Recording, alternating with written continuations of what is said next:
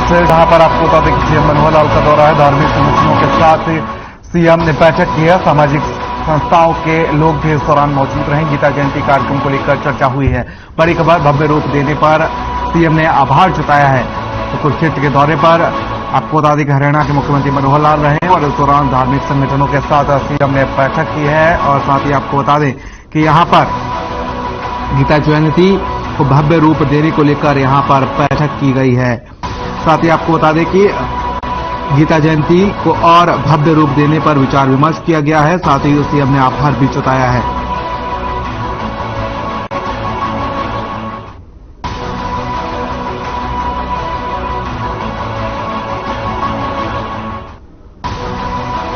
कुरुक्षेत्र से इस वक्त की बड़ी और अहम खबर, जहां पर धर्मनगरी के दौरे पर हरियाणा के मुख्यमंत्री मनोहर लाल रहे। साथ ही धार्मिक संगठनों के साथ सीएम ने बैठक की है। सामाजिक संस्थाओं के लोग भी मौजूद रहे। गीता जयंती कार्यक्रम को लेकर चर्चा की गई। भव्य रूप देने पर सीएम का आभार जताया गया है। गीता जयंती को और भव्य रूप देने पर विचार विमर्श भी किया गया है।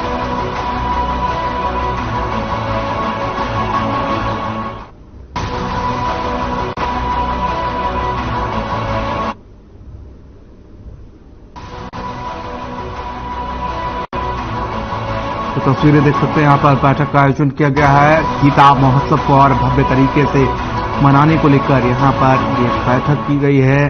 हरियाणा के मुख्यमंत्री मनोहर लाल इस बैठक में मौजूद हैं। साथ ही आपको बता दें धार्मिक संस्थाओं के भी कई लोग इस दौरान मौजूद रहे हैं।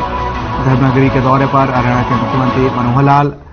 साथ ही आपको बता दें कि यहां पर बैठक का आयोजन किया गया है, जिसमें मुख्यमंत्री मनोहर लाल ने अध्यक्षता की। और साथ ही आपको बता दें कि इस दौरान उन्होंने गीता महोत्सव को और भव्य बनाने को लेकर यहां पर चर्चा की है। साथ ही उन्होंने आभार भी जताया है।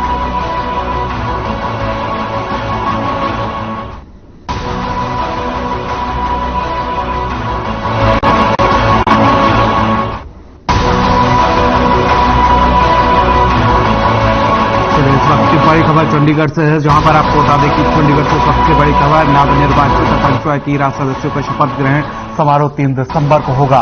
ये बड़ी खबर, सीएम मनोहर लाल भी इस दौरान बैठक इस शपथ ग्रहण समारोह में शामिल होंगे। साथ ही वीडियो कॉन्फ्रेंसिंग के जरिए यहां पर शामिल होंगे। चंडीगढ़ से इस वक्त की बड़ी और अहम खबर, जहां पर आपको बता दें कि नवनिर्वाचित पंचायती राज सदस्यों का शपथ ग्रहण समारोह होगा और 3 दिसंबर को इसका आयोजन किया जाएगा। सीएम मनोहर लाल भी इसमें शामिल होंगे। वीडियो कॉन्फ्रेंसिंग के जरिए आपको बता दें कि इस दौरान सीएम मनोहर लाल शामिल होंगे। चंडीगढ़ से इस वक्त की बड़ी और अहम खबर, सभी सरपंच और पंच शपथ लेंगे। 3 दिसंबर को होगा शपथ ग्रहण समारोह। सीएम मनोहर लाल भी इसमें शामिल होंगे।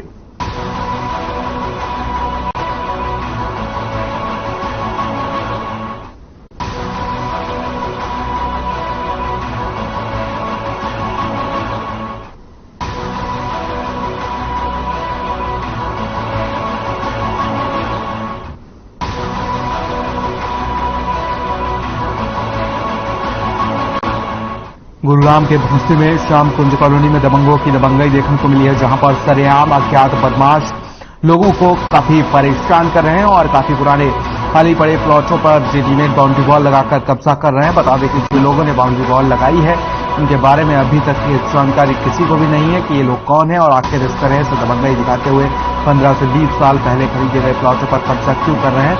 वहीं यहां पर रहने वाले स्थानीय निवासियों की माने तो कुछ लोगों के पास हाईकोर्ट से कुछ समन भी पहुंचे हैं। और साथ ही इस दौरान आपको बता दें कि कब्जाकर्ता बाउंड्री वॉल करके अपना कब्जा जमाए हुए हैं।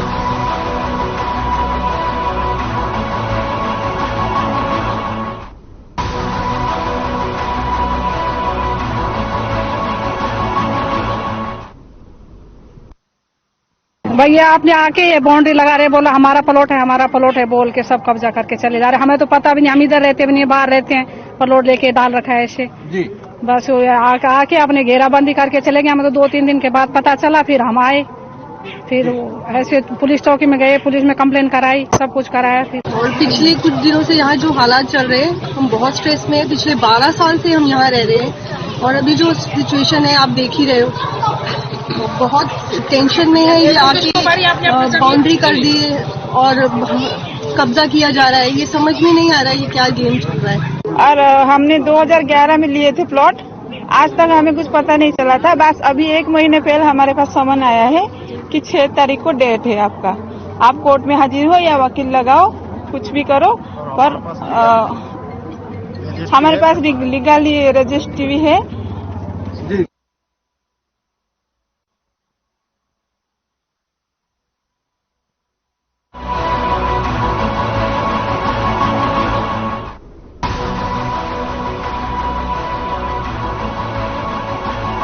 गुरुग्राम पुलिस ने एक युवक पर गोली चलाने के मामले में 4 आरोपियों को गिरफ्तार किया है। पुलिस ने गिरफ्तार आरोपियों के पास से 2 देसी कट्टे, 2 जिंदा कारतूस और 1 कार बरामद की है। पीड़ित ने पुलिस में शिकायत दर्ज करवाई थी कि वे अपने भाई के साथ घर जा रहा था, तभी जकबपुरा में एक धर्मशाला के पास कार सवार कुछ युवकों ने उसे और उसके बड़े भाई पर गोली चला दी। दोनों युवकों ने छिपकर अपनी जान बचाई, तो वहीं आरोपी युवक गोली चलाने के बाद मौके से फरार हो गए। पुलिस ने गिरफ्तार युवकों पर मामला दर्ज कर कार्रवाई शुरू कर दी है।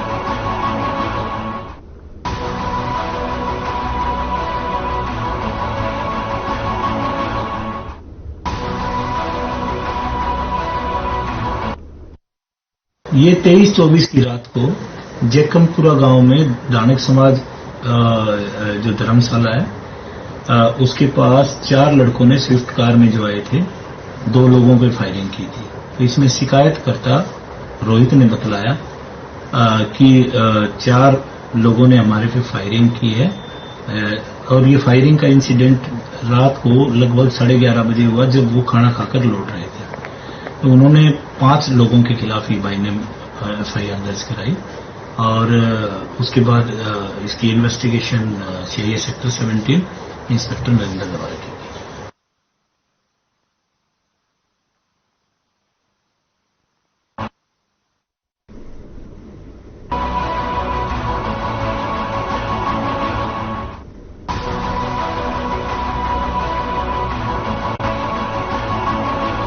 देश के युवाओं को फिट और देशभक्ति के लिए जागरूक करने के लिए इंडियन नेवी में एक मैराथन का आयोजन किया गया और आपको बता दें कि मैराथन यात्रा का मकसद देश में बॉडी फिटनेस, रोड सेफ्टी, नशा और युवकों में देशभक्ति का जज्बा जगाना है। इंडियन नेवी की यात्रा 30वें दिन गुरुग्राम पहुंची और इस यात्रा के जरिए युवाओं को रोड सेफ्टी, ट्रैफिक और देशभक्ति के लिए जागरूक किया गया है। आपको बता दें कि इंडियन नेवी की यात्रा 30 अक्टूबर को दिल्ली के यूथ स्मारक से शुरू हुई थी और यात्रा का समापन 35 दिन बाद दिल्ली के शहीद विजय स्मारक पर किया जाएगा। 1500 किलोमीटर मैराथन यात्रा का मकसद युवाओं को देश के प्रति देशभक्ति का जज्बा पैदा करना है।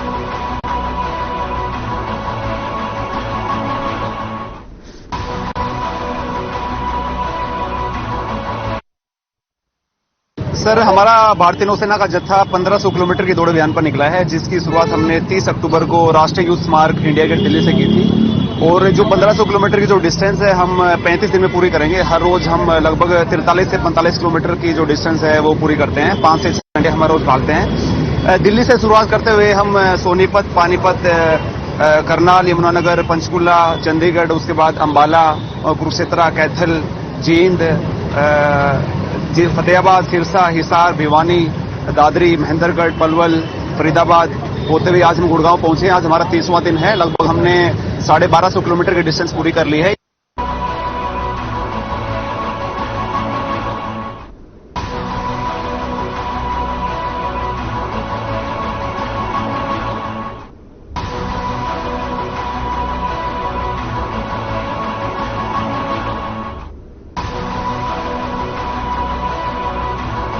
विश्व हिंदू परिषद ने हित चिंतक अभियान के तहत गुरुग्राम में 20,000 सदस्य बनाए। इस मौके पर बीएचपी के राष्ट्रीय कार्यकारी अध्यक्ष आलोक कुमार ने आफ्ताब श्रद्धा मामले पर कड़ी प्रतिक्रिया देते हुए कहा कि लफ्जियात को रोकने का सबसे अच्छा उपाय अपने बच्चों में संस्कार देना है। इतना ही नहीं, विश्व हिंदू परिषद जल्द ही घर घर जाकर जन जागरण अभियान चलाएगा।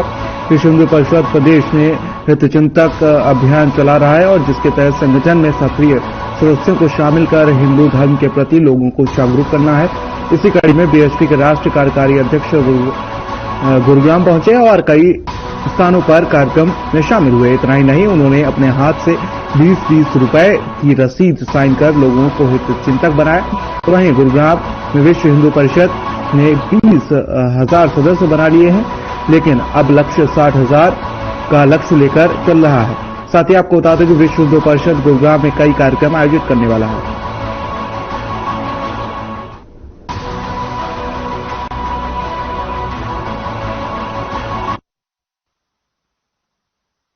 आज हितचिंतक अभियान का कार्यक्रम था।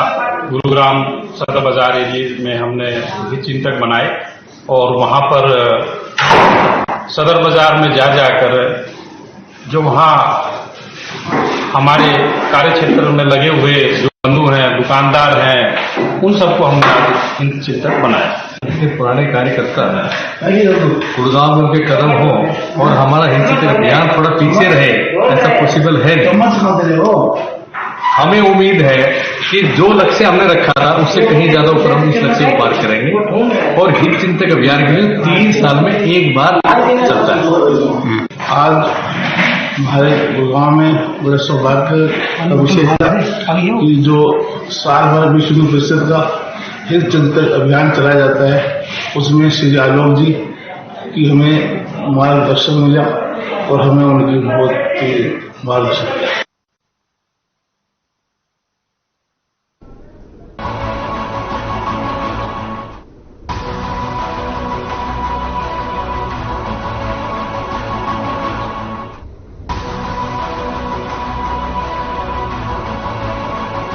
फरीदाबाद के वार्ड नंबर 5 में रहने वाले राजवीर सिंह की बेटी की 2 दिसंबर को शादी है।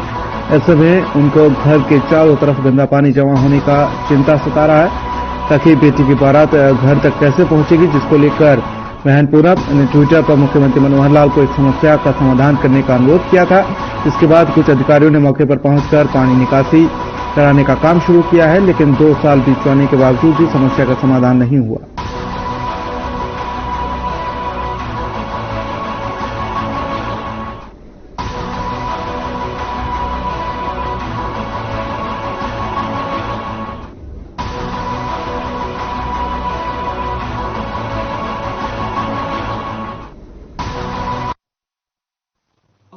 लड़की की शादी है 2 दिसंबर की। हाँ, 2 दिसंबर को बारात आएगी। कैसे आएगी वो? अब क्या बताएं, हम तो काफी परेशान हैं। नीरज शर्मा के पास गए भी थे तो वो उसकी भी कुर्सियां हमने यहीं डाल दी थी कि उसको यहीं बिठाओ पानी में। तो आया वो कहने लगा कि मैं तो इस पानी में नहा लूंगा, डुबकी मार के चला जाऊंगा। हाँ, डुबकी में लगा के चला जाऊंगा। तो इसलिए यही है कि मतलब पानी पत्ता सब साफ रह जाए, हमारे रिश्तेदार आए न पाएंगे पानी में धूमत डामते आएंगे तो क्या फायदा कोई है। साफ होना चाहिए मतबल, एकदम मतबल। मेरी बेटी की शादी है तब तक साफ होना चाहिए, करवाना चाहिए मतबल। ऐसे नीरज शर्मा आए, इनको सब गलियों में इतने बड़े बड़े मतलब नेता आए, उनको भी दी थी।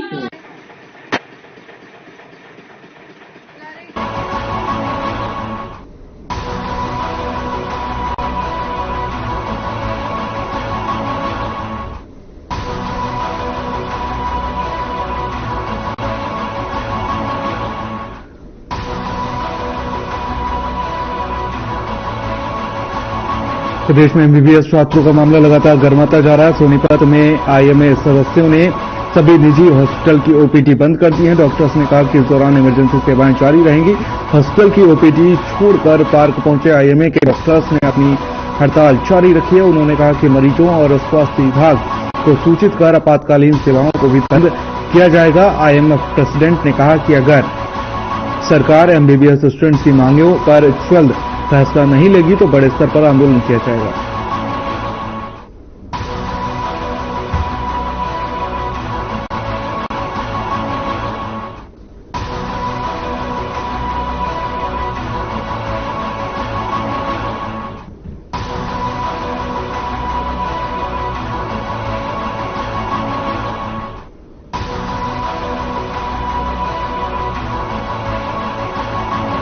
आज का मुद्दा जो है सभी को वैसे पता है कि सरकार की जो एक अमानवीय बॉन्ड पॉलिसी हमारे बच्चों मेडिकल कॉलेज के पढ़ रहे छात्रों पर लागू की गई है, उसके विरोध में पूरी आईएमए, नेशनल आईएमए के साथ साथ हरियाणा आईएमए भी उन छात्रों के सपोर्ट में बॉन्ड पॉलिसी को खत्म करने के समर्थन में हम लोग हड़ताल कर रहे हैं। मेन एजेंडा ये है कि गवर्नमेंट ने जो 40 लाख का बॉन्ड भरवाया है स्टूडेंट से कि कोई भी जब हरियाणा में किसी भी मेडिकल कॉलेज में एडमिशन लेगा तो उसे 40 लाख का बॉन्ड भरना पड़ेगा और वो बैंक के साथ उसका बॉन्ड है। यदि वो वहां से एमबीबीएस की डिग्री ही वो तब देंगे जब इंसान या तो 7 साल की सर्विस करेगा या उसे 40 लाख रुपए बैंक को देने पड़ेंगे। अब स्टूडेंट्स ने ये कहा कि या तो हमें 3 महीने के अंदर अंदर नौकरी दे दो तो हम आपके 40 लाख उस नौकरी में से दे देंगे। इमरजेंसी सर्विसेज हमने ओपीडी पूर्ण रूप से बंद की है और इमरजेंसी इसलिए कि एकदम से हम मरीजों को बिना आगाह करे इमरजेंसी सर्विसेज बंद नहीं कर सकते और इंसानियत के तौर पे भी हमको आगे आना ही पड़ता है डॉक्टर्स को सबसे पहले। पर भविष्य में अगर और कठोर कदम उठाने पड़े जैसे इमरजेंसी बंद करना तो वो हम एकदम नहीं कर पाएंगे। वो मरीजों को और स्वास्थ्य विभाग को सूचित करके ही इमरजेंसी सर्विसेज बंद की न कटेगा कोई नहीं सर। हाँ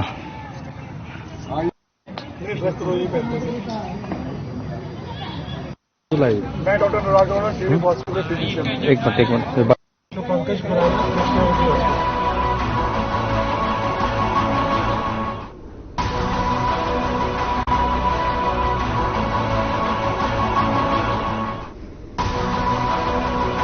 सोनीपत के गोहाना में हुए एक सड़क हादसे में दादा पोती की मौत हो गई। एक तेज रफ्तार ट्रक ने सीध रोड पर दादा पोती और एक बच्चे को टक्कर मार दी। हादसे में गंभीर रूप से घायल दादा और पोती को मौके पर ही मौत हो गई। तो वहीं आपको बता दें कि हादसे की सूचना मिलने पर पहुंची पुलिस ने सबको कब्जे में लेकर पोस्टमार्टम के लिए भेज दिया है। हादसे में घायल बच्चे को इलाज के लिए हॉस्पिटल में भर्ती करा दिया गया है। पुलिस ने फरार ट्रक चालक के खिलाफ मामला दर्ज कर जांच शुरू कर दी है।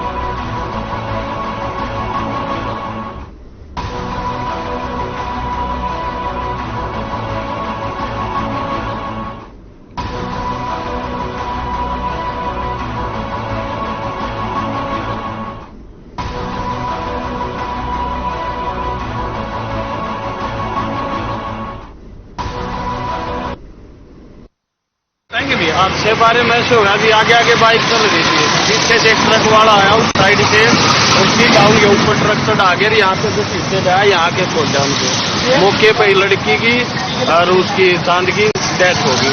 ये कहाँ के रहने वाले हैं? साक्षी के जी। और साथ में और कौन था इनके? 2 लड़की थी, एक वो था चांद था। 2 लड़की थी? हाँ, ये स्कूल से लेके आधार शादी है, यहाँ शादी में जा रहे। सड़क का हादसा हुआ है जो उसमें ये जिंग रोड का है। तो एक ट्रक ड्राइवर था जिसने एक बाइक पे एक आदमी और 2 लड़कियां थी छोटी, उसकी पोती वो जा रहे थे, पीछे टक्कर मारी है और जिसमें मौके पर आदमी की डेथ होगी और लड़की की भी डेथ होगी और एक इंजर्ड है।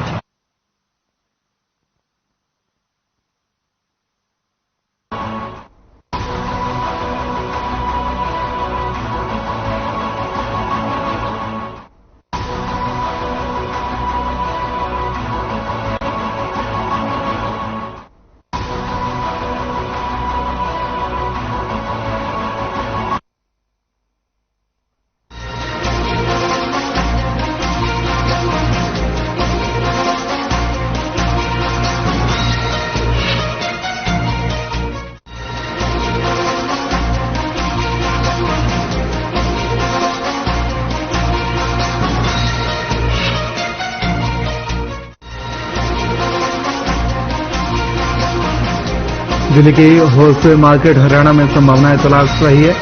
अपने व्यापार का हरियाणा में विस्तारीकरण अथवा शिफ्ट करने को लेकर दिल्ली की विभिन्न व्यापारिक एसोसिएशन ने हरियाणा के मुख्यमंत्री मनोहर लाल से मुलाकात की है। इस बैठक के दौरान मुख्यमंत्री मनोहर लाल ने दिल्ली के होलसेल व्यवसाय से जुड़े व्यापारियों का दिल खोलकर स्वागत किया है और उन्हें विश्वास दिलाया कि दिल्ली की होलसेल मार्केट यदि शिफ्ट होती है तो 7 अलग से हरियाणा के हिस्से में पूरे एरिया का विस्तृत विकास करके उन्हें मार्केट स्थापित करने के लिए जगह दी जाएगी।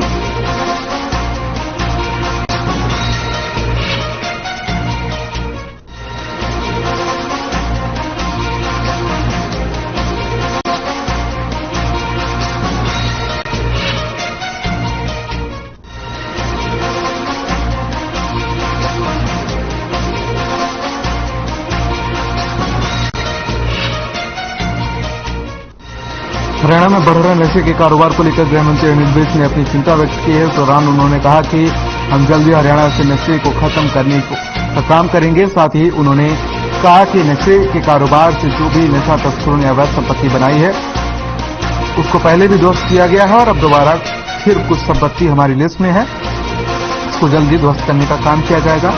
गृह मंत्री ने कहा कि हमने नारकोटिक सेल भी बनाए हैं जो ऐसी गतिविधियों पर नजर बनाए हुए हैं।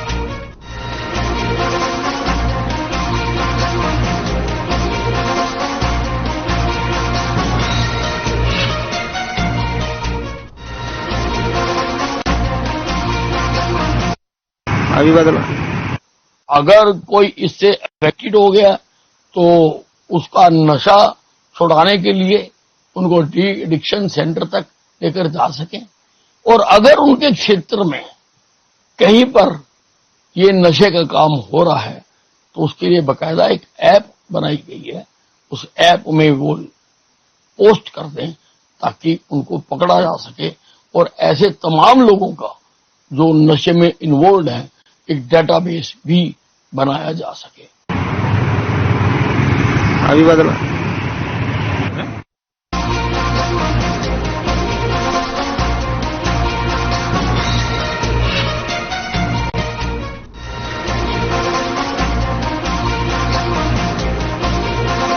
आदमपुर उपचुनाव में जीत दर्ज करने के बाद शाहबाद रेस्ट हाउस पहुंचे विधायक भव्य बिश्नोई का बीजेपी कार्यकर्ताओं और समर्थकों ने जोरदार स्वागत किया है। इस मौके पर सैकड़ों की संख्या में समर्थक शाहबाद रेस्ट हाउस के बाहर स्वागत के लिए मौजूद रहे। पत्रकारों से बातचीत करते हुए भव्य बिश्नोई ने कहा कि विधायक बनने के बाद उनकी सबसे पहली प्राथमिकता आदमपुर क्षेत्र में भरपूर विकास करवाना है। युवाओं के लिए अच्छी शिक्षा, खेल नीति के लिए वे प्रयासरत हैं। उन्होंने कहा कि जहां भी उनकी जरूरत रहेगी वो मौजूद रहेंगे। कांग्रेस पार्टी को देते हुए उन्होंने कहा कि मैं नकारात्मक सोच नहीं रखता, लेकिन कांग्रेस की स्थिति सबके सामने है।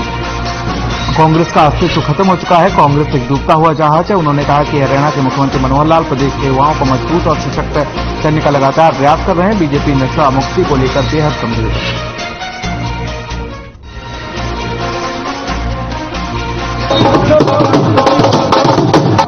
जितना में से होगा मैं करूंगा, चाहे आदमपुर की बात करें, हरियाणा की बात करें, जहां जहां जब जब मेरी जरूरत पड़ेगी मेरे पास हाजिर को मैं हाजिर मिलूंगा। चाहे शिक्षा की बात है, रोजगार की बात है और चीजों की बात है, हमेशा खेल की बात है। तो सर अगर बात करें इस समय कांग्रेस की, तो कांग्रेस का हरियाणा में क्या स्थिति है? कोई स्थिति नहीं है। देखो, मैं सकारात्मक सोच रखता हूं, मैं किसी की आलोचना करने में विश्वास नहीं रखता, लेकिन कांग्रेस की स्थिति है वो आप सभी के समक्ष है, दिन प्रतिदिन खत्म होने की कगार पर। मंत्री जी को जय श्री राम, मंत्री जी को जय श्री राम।